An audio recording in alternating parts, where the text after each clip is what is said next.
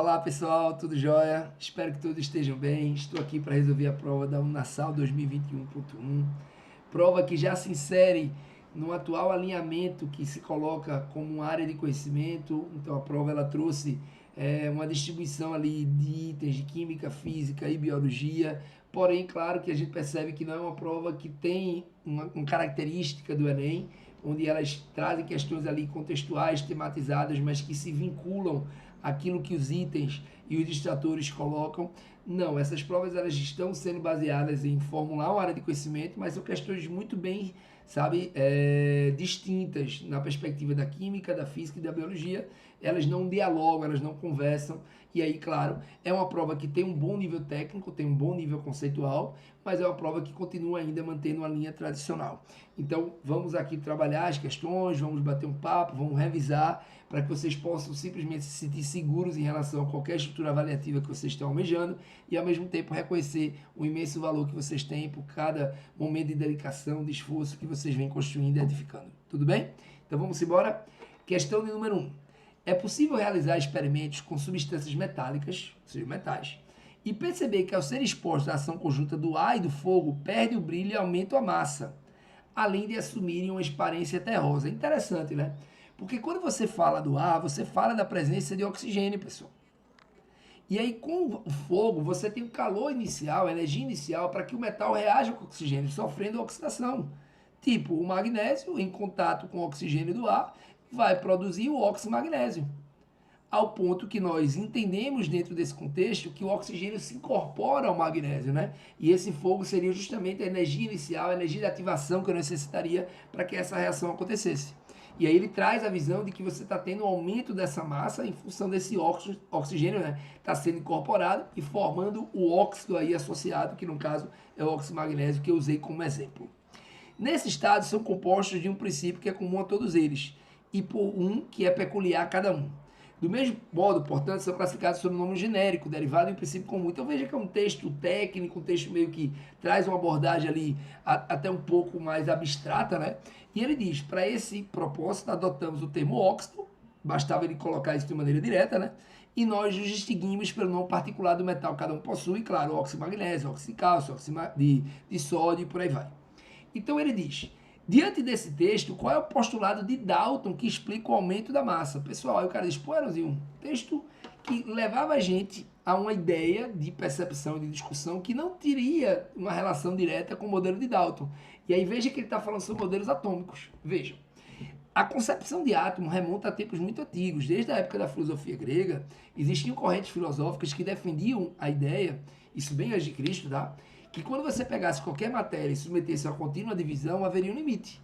Inclusive, Demócrito e Leucipo defendiam essa corrente de que você simplesmente pegando a matéria e dividisse ela continuamente, chegaria a um limite que ele chamou de átomo. Átomo significa não divisível, né, pessoal?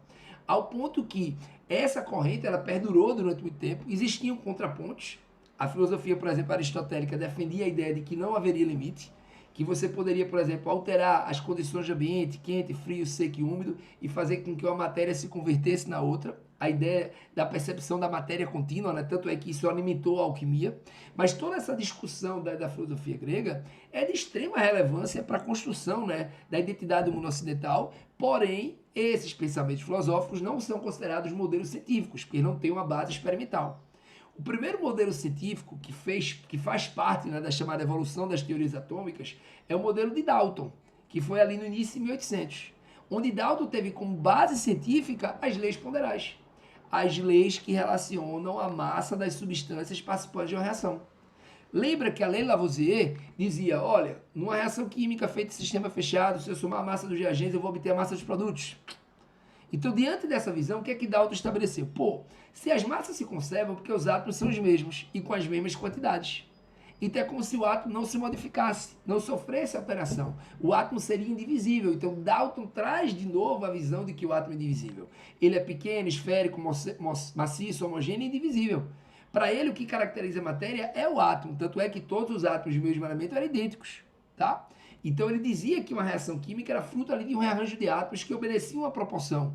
Tanto é que você lembra que a lei de Proust, que é chamada lei das proporções constantes, diz justamente isso. Quando os elementos, quando as substâncias se combinam, elas se combinam numa proporção definida.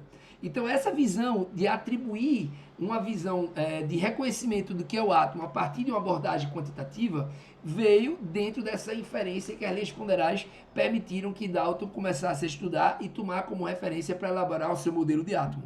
Portanto, se ele quer o postulado de Dalton, que tem a ver com o aumento da massa, ele não quer que você analise o aspecto, pessoal, qualitativo, dizer que o átomo é divisível, que ele é pequeno, que ele é esférico, que ele é indestrutível, não. Ele não quer analisar a ideia de propriedade, ele quer analisar a ideia de massa, da conservação da massa e dentro de uma proporcionalidade constante, que é o que Dalton tinha como referência das leis ponderais.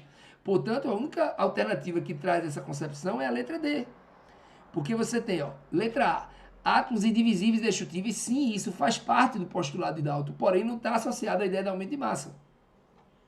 Átomos de elementos químicos diferentes possuem massa e propriedades diferentes, sim, tem a ver com aquilo que Dalton estabelecia, mas não tem a ver com o aumento da massa. Átomo de um elemento químico não pode se converter em átomos de outro elemento, sim. Uma reação química era só fruto de um rearranjo de átomos, ou seja, os átomos são indestrutíveis, são imperecíveis, mas não tem a ver com a percepção do aumento de massa. Então, a letra D é a que tem coerência quando ele diz que átomos de elementos diferentes podem se combinar em proporções ali fixas, constantes, para originar um determinado composto químico, apesar de que Dalton nem fazia diferença de átomo para molécula, né? Ele dizia que era um átomo composto, por exemplo, a água era um átomo composto. Porque como ele não tinha noção de carga, ele não tinha noção de neutralidade, nem tampouco tinha noção de ligação química, né? Porque ligação química é, na verdade, quando você tem ali a relação na perspectiva periférica, da eletrosfera. E Dalton não tinha noção nem de próton, nem de nêutron, nem de elétron, não tinha noção de núcleo, da eletrosfera. Então ele não tinha essa concepção de ligação química, nem tampouco, claro, de neutralidade. Daí, obviamente, quando ele traz a ideia da proporção, é formando esse átomo, entre aspas, né? Esse átomo composto.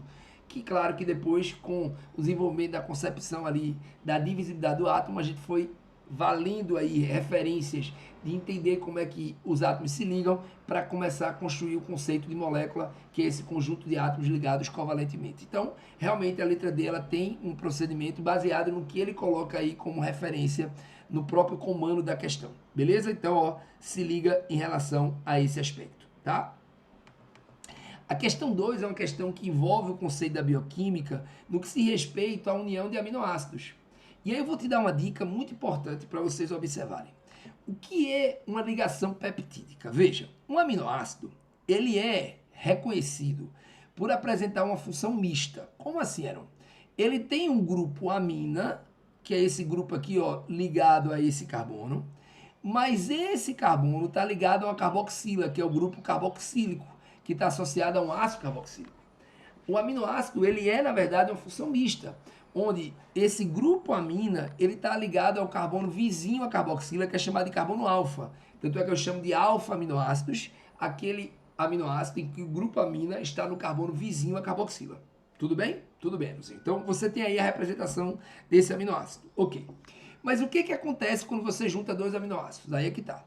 Ao juntarmos dois aminoácidos, e aí eu vou colocar aqui para vocês observarem direitinho, vou colocar aqui de uma maneira mais deitada, só para vocês entenderem melhor, tá certo? Mas vocês vão compreender onde é que eu quero chegar. Então, eu vou colocar aqui, NH, tá? Aí aqui você vai ter hidrogênio e aqui você vai ter a carboxila, como você sabe. Então, vejam que eu estou simplesmente colocando só ele deitado, tá, minha gente? Só isso, Eu coloquei ele em pezinho, ele está deitado, eu coloquei ele em pezinho, tá? Ok, Aaron, por que você fez isso? Porque eu quis mostrar a você que quando você junta dois aminoácidos, o grupo OH da carboxila vai se juntar com o grupo hidrogênico aqui da amina, de tal maneira que vai existir perda de água. E no momento que essa água é perdida, o que é que vai acontecer? Você vai juntar esse grupo aqui, C+O, que é esse grupo acila, né, que você vincula até a ideia de uma carbonila, com esse grupo aqui amínico. E aí você vai gerar isso aqui, RCHNH2, bora. C+O, aí NH, CHR, aí COOH. Tudo bem? E aí você vai formar uma nova função que é chamada de amida. E essa amida, que é uma ligação amídica, ela é conhecida com o nome de ligação peptídica. Beleza? Beleza, Aaron. Entendi. Legal.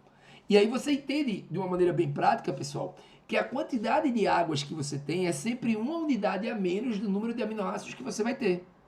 Porque você tem que entender o seguinte, se você junta 3 aminoácidos, você vai ter assim, amina, ácido, amina, ácido. Entenderam não? Bora fazer aqui para vocês verem? Então, vê só. Imagina que você tem aqui o aminoácido de forma genérica. Aí eu vou colocar aqui a carboxila, tá? Aí eu vou colocar aqui o grupo amina. Estou colocando aqui de forma genérica, tá certo? Porque o que muda de um aminoácido para outro, de um alfa-aminoácido para outro, é justamente esse R. Ok? E aí, eu vou colocar aqui para vocês irem observando com muito cuidado o que vai acontecer. Então, veja o que é que vai acontecer. Quando você junta 3 aminoácidos, eu acho que vocês vão entender bem direitinho agora, o que vai acontecer é que o grupo ácido de 1, que é o grupo OH, né, de uma carboxila ali, vai se juntar ao hidrogênio desse grupo amínico, né? Éronzinho. E aí, vai formar uma ligação amídica, que é uma ligação peptídica, tá? E aí eu vou simplesmente fazer isso, ó. Vai ter água aqui saindo. Só que lá, lembra que o aminoácido ele vai ter uma condição anfotérica, né? Ele vai ter amina de um lado e vai ter ácido do outro. Então a amina de um vai desidratar e a carboxila também vai desidratar. Ao ponto que você vai ter aqui outra desidratação. Caramba, não é verdade? E aí o que eu começo a perceber, pessoal?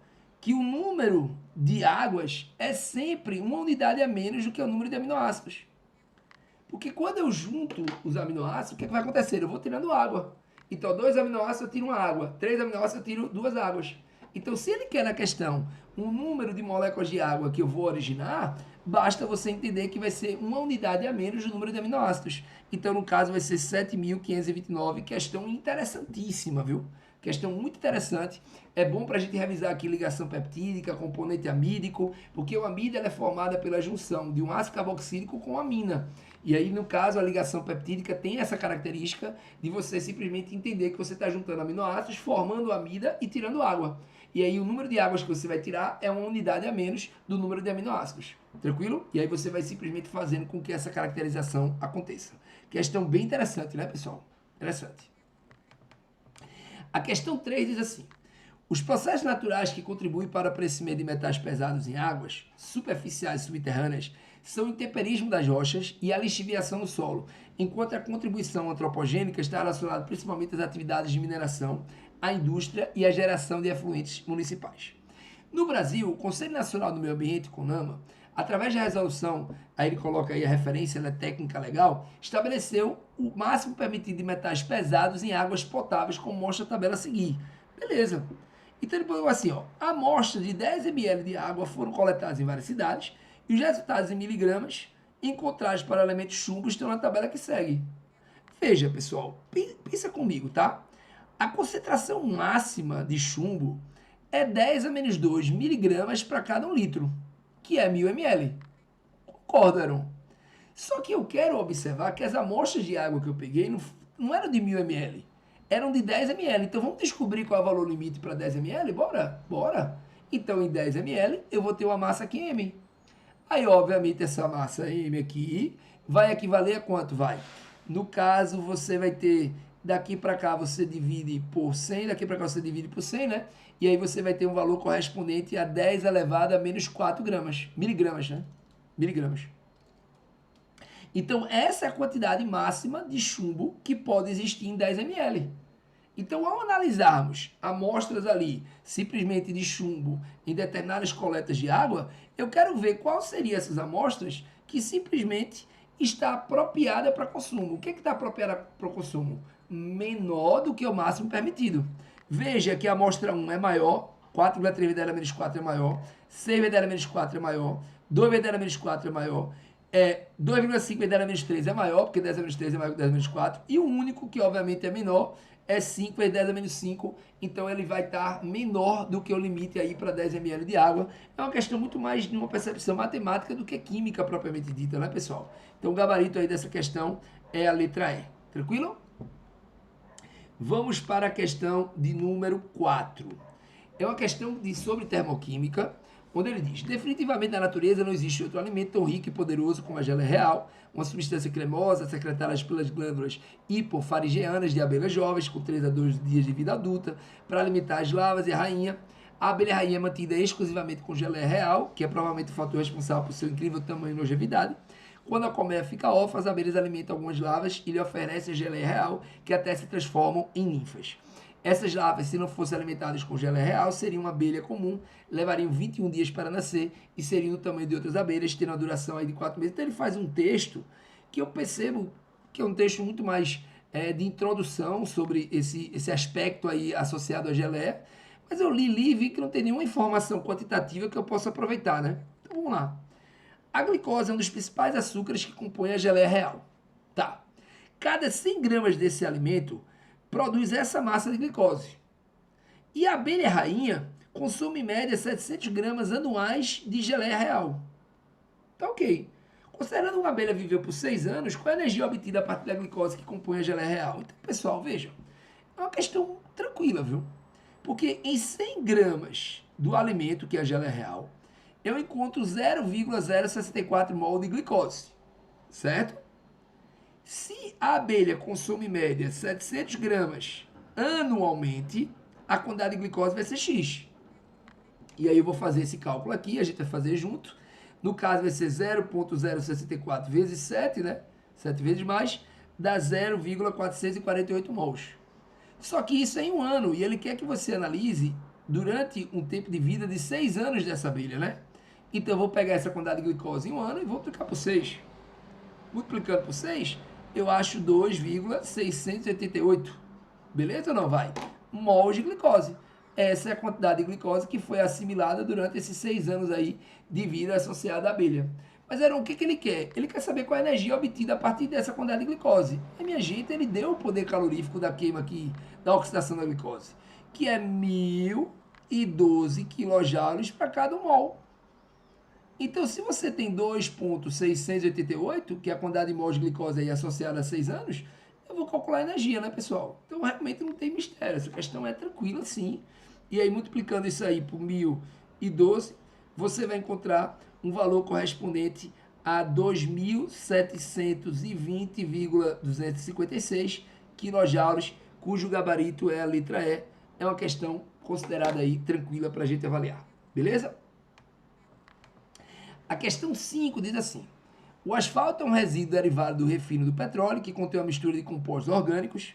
Os agentes químicos que mais se destacam nas emissões de asfalto em obras de pavimentação são os HAP, ou seja, ou HPAs que são chamados, tá? Hidrocarbonetos policíclicos aromáticos. Então já dá para ver que ele está falando de estruturas que apresentam, pessoal, uma quantidade associada a vários ciclos aromáticos. É isso que ele quer. Então está muito claro que a ideia da questão é analisar os HPAs associado a hidrocarbonetos policíclicos aromáticos, de tal maneira que você vai ter vários anéis aromáticos ali associados. E você sabe, para você ter um composto aromático, é preciso que você obedeça a alguns critérios. Eu vou lembrar, mas depois eu vou analisar de uma maneira mais objetiva, tá? Para ser aromático, é necessário que, primeiro, a estrutura seja cíclica, ok, tem que ser cíclico. É preciso que os átomos sejam coplanares, ok, tudo bem, Heron? É preciso que você tenha uma conjugação entre ligação simples e dupla, ou entre simples e pares de elétrons não ligantes, porque o par de elétron não ligante pode funcionar ali como uma pi. Então você pode ter simplesmente a conjugação entre simples e dupla, ou entre simples e um par de elétron não ligante, beleza ou não? De forma que você pode funcionar ali como uma pi. E é necessário que você apresente, 4n mais 2 igual ao número de elétrons π. Como a história não é? 4n mais 2 igual ao número de elétrons π, onde esse n aqui tem que ser um número inteiro. Então você soma o número de elétrons π igual a 4n mais 2, se der um número inteiro, é porque você está associando a ideia de ter aromaticidade. E o que é o aromático? É quando você simplesmente entende que os elétrons π estão em ressonância, essa movimentação gera uma uniformidade dos carbonos e gera uma estabilidade entre eles. Então esses são os critérios que você precisa ter para ter um composto aromático. Só que claro que o composto aromático mais famoso é aquele que a prova provavelmente ela vai insistir em pedir, é o famoso benzeno, né, pessoal? Que é esse ciclo com 6 carbonos, com ligações simples e duplas, o que vai? Alternadas. E aí você estabelece, obviamente, essa condição vinculada a ser uma estrutura cíclica, coplanar, porque os carbonos sp2 são planares, conjugado com ligação simples e dupla alternada, e apresentando aqui, 6 elétrons π. Tá vendo? E aí 4n mais 2 igual a 6, 4n igual a 4, n igual a 1, esse n sendo número inteiro, você tem essa aromaticidade. Detalhe é que esse eletropia ele não está parado, né? Tanto é que eu posso representar a estrutura benzênica também dessa maneira, onde eu percebo a deslocalização desse elétron π, né? Já que ele se movimenta gerando a ressonância. Tanto é que um origina o outro. E aí, com o objetivo de a gente fazer uma representação que permita que a gente avalie essa ressonância dos elétrons, a gente costuma colocar esse ciclo com 6 carbonos e colocar aqui um anel ressonante, né, que a gente chama de anel aromático, até mesmo anel benzênico, que representa justamente essa condição dos elétrons π não estarem em regiões fixas e sim deslocalizadas. Beleza? Mas no caso aqui, o que é que ele quer? Ele quer um aromático policíclico. Só que ele quer um hidrocarboneto, pessoal, aromático policíclico. Então, se ele quer um hidrocarboneto, não pode ter qualquer outro átomo que não seja carbono e hidrogênio, minha gente. Caramba, não é verdade. Então, todas as alternativas que tivesse oxigênio, eu já cortaria. Ou nitrogênio, por exemplo. Porque ele quer um hidrocarboneto, só tem carbono e hidrogênio. Tranquilo? Aí você diz, mas espera aí, a letra C, você tem 2 anéis aromáticos aqui. Sim, já é uma possibilidade. Apesar de que, obviamente, esse anel aqui, ó, de cima, esse ciclo aqui de cima, não tem uma característica de ser uma estrutura aromática. Porém, eu já tenho aí 2 anéis aromáticos vinculados. Mas eu ia ver se teria outro com mais anéis aromáticos condensados ali, né, para gerar uma condição policíclica aromática. Dá para ver que aqui não existe aromático na letra D, e dá para ver que a letra E não é aromático também. Então, realmente, a única alternativa que tem coerência dentro dessa representação que ele colocou é a letra C, e vocês tirariam aí de letra. Beleza? Vamos embora. A questão 6, ele diz o seguinte: os ácidos graxos, na sua maioria, são ácidos carboxílicos de cadeia longa, com até 36 átomos de carbono, podem apresentar estruturas com cadeia carbônica saturada ou insaturada, tá? No organismo humano, os ácidos linoleico e linoleico, pertencentes às famílias ômega 6 e ômega 3, são conhecidos como ácidos graxos essenciais, beleza? Que estão aí associados à nossa alimentação.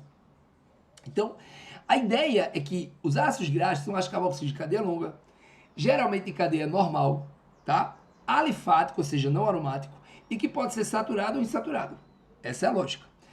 Os saturados, pessoal, que só tem ligações simples, lembra que a ligação simples é uma ligação de um comprimento maior do que a dupla.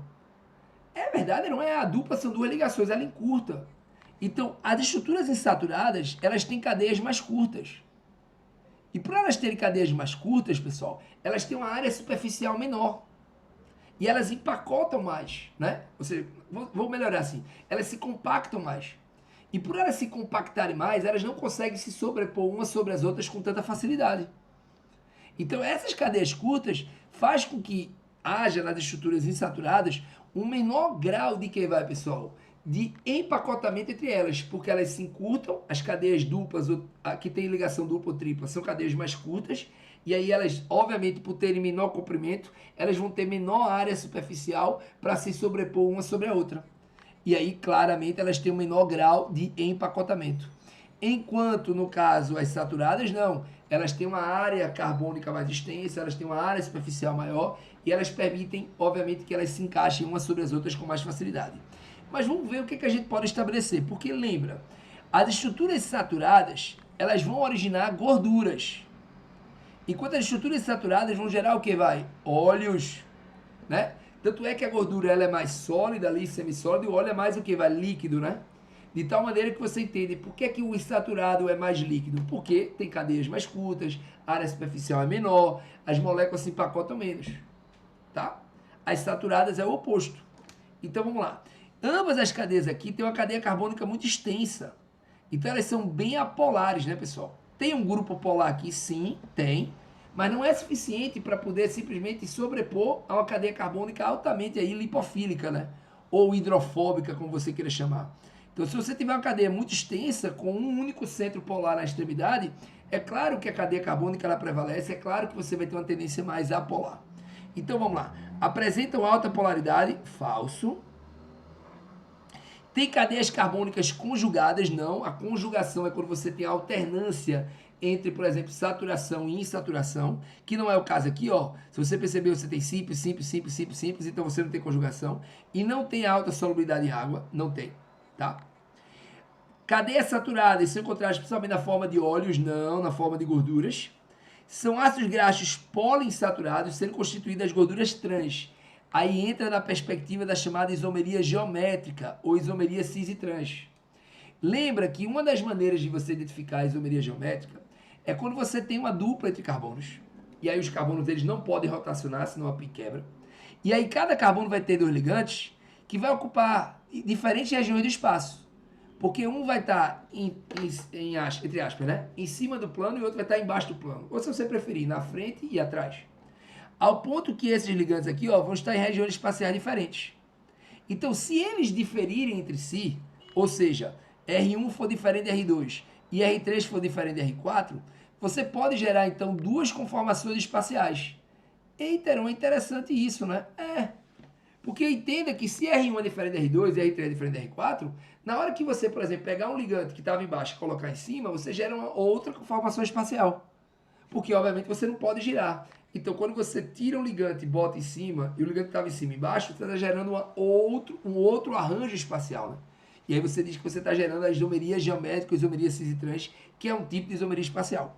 Só que aí é que tá. Você vai comparar o par de um lado com o par do outro. Se os ligantes semelhantes estiverem no mesmo plano, você diz que é cis. Se os ligantes semelhantes estiverem em planos opostos, você diz que é o quê? Que é trans. Então, no caso aqui, os ligantes semelhantes estão no mesmo plano. Então, você diz que é cis. Mas se eu colocasse esse cloro em cima e esse hidrogênio embaixo, seria em planos opostos, seria trans. Então, no caso aqui, se você perceber, você vai traçar uma linha imaginária cortando essa dupla e você vai verificar que aqui você tem um hidrogênio embaixo, hidrogênio embaixo. Ah, garoto, entendi. Você traça uma linha imaginária cortando a dupla, que você não pode rotacionar, né? E vai ver onde é que os ligantes semelhantes estão, né? Isso.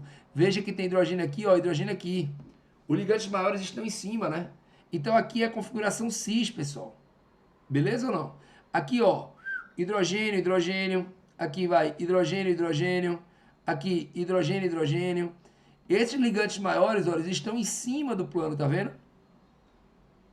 Estão em cima, os hidrogênios estão embaixo. Então você entende que aqui existe uma configuração cis. Beleza? E aí a gente entende que nesse caso não é uma configuração trans. Então, falso. Tá? Beleza? E letra E. São facilmente oxidados em contato com ácido, sim, porque tem pi. Se tem pi é mais frágil. Então o oxigênio começa simplesmente a ter uma condição de reagir com mais facilidade. A ligação pi é mais frágil. Ela é formada após a sigma. É uma ligação que simplesmente ela é paralela ao plano da sigma, né? E ela se quebra com mais facilidade. Tanto é que ela se forma por último, né? E se quebra primeiro. E aí a gente entende que facilita a deterioração dos alimentos, justamente porque facilita a reação com o oxigênio, onde tem essas pis, o gabarito é a letra E. Beleza? Então, se liga aí. E a questão 7 é uma questão que se vincula a uma reação de esterificação. Porque, vê só, presta atenção. Vocês têm que levar essas duas reações que eu vou colocar para a prova, tá?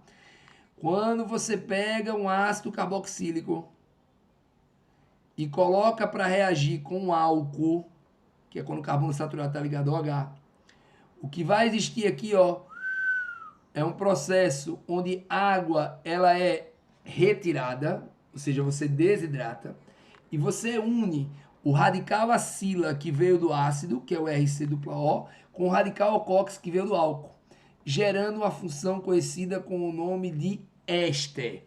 É a chamada reação de esterificação ou reação de Fischer, beleza? Quando você tem a formação de um éster, você entende que a reação inversa é uma reação onde o éster ele vai hidrolisar.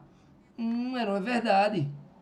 Ele vai hidrolisar porque na reação com a água ele quebra originando o ácido e o álcool que o formou, né? Isso. E você vai quebrar aqui, ó. Porque esse grupamento RC-O, ele veio do ácido. E esse grupamento OR, ele veio da onde, vai? Ele veio do álcool. Então, quando eu te dou um éster, você tem que entender que esse grupamento RC-O, ele veio do ácido. Então, esse aqui é o ácido, ó. CH3, C-O-OH, que é o ácido acético. E esse outro grupamento aqui, pessoal, ele veio da onde, vai? Veio do álcool, que é justamente do radical alcox, que é esse álcool aqui, ó. CH3, CH, CH3, ó. Tô botando aqui, ó. CH3, CH, CH3, aí. CH2, CH2, ligado a quem? A OH. Tá vendo que esse O era um álcool. E aí ele diz que originou o ácido acético, sim, a gente viu que originou o ácido acético aqui, né, que é um ácido com 2 carbonos, que é o ácido etanóico acético, só que ele quer o nome do álcool. E qual é o nome do álcool? É fácil, pessoal. Você começa a numerar da extremidade mais próxima ao grupo funcional. Então você faz 1, 2, 3, 4. No carbono 3 aqui você tem um radical metil, então fica 3 metil. 4 carbonos da cadeia principal, but. Ligação simples, an. Com terminação ol, porque você está falando de um álcool que tem justamente esse sufixo ol. Mas é esse OH no carbono 1, né? Então, no caso, você teria 3-metil-butanol 1 ou 3-metil-butan-1-ol, porque hoje a IUPAC recomenda que a gente coloque o número antes, né, da estrutura sufixal que caracteriza aquela função. Então, ficaria ali 3-metil-butan-1-ol, cujo gabarito é a letra A. Beleza? Então, se liga nessas reações de hidrólise de éster e de formação de éster. Uma outra espécie que sofre hidrólise, que você tem que prestar atenção, que eu expliquei aí na questão de cima, é a amida. Não esquece dela. Porque quando você pega, por exemplo, um ácido carboxílico e você coloca para reagir com uma amina, que é quando é uma função derivada da amônia, né? Amônia é NH3, eu tiro hidrogênios e boto radicais, eu gero amina, tá? O que vai acontecer é também que haja uma desidratação, ó, uma perda de água. E na hora que essa água é perdida, eu vou juntar o RC-O com o NHR. E aí eu vou gerar uma nova função que você simplesmente conhece com o nome de que vai? De amida. Beleza? E aí você tem esse componente amídico aí sendo originado. Tanto é que a amida também sofre hidrólise. A amida, que é esse C-O-M, esse radical acila dela, ó, veio do ácido.